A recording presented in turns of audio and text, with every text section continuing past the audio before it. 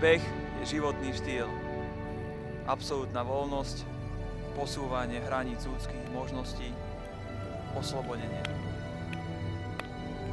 Vynárajú sa mi myšlienky, ktoré odpovedajú na otázky v mojom živote. Nastáva ticho. Posledný hlboký nádych a výdych. Výstrel, dupot nôh a zrýchlený tep. Ľudia potrebujú cieľ. Ja ho vidím často. Čo si najviac vážim, tak to bolo moje absolútne také prvé veľké víťazstvo. A to bolo, keď som vyhral halové majstrovstvá Slovenska, juniorské. Trénoval som asi možno 3-4 mesiace a prišiel som do Bratislavy, do haly a podarilo sa mi vyhrať beh na 1500 metrov. Vtedy ma ešte nikto nepoznal, bolo také šialené víťazstvo.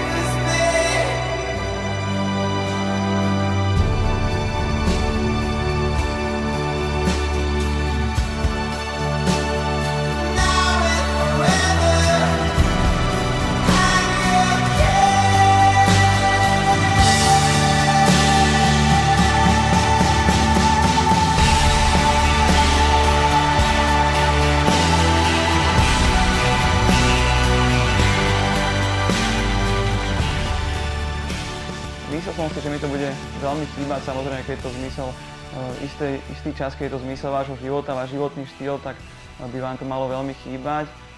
Potom však si človek uvedomí, že naozaj sú v živote oveľa dôležitejšie veci, ako pretekať a naozaj závodiť o to, aby ste vyhrali nejakú cenu, ktorá na druhý deň už nemá žiadnu hodnotu.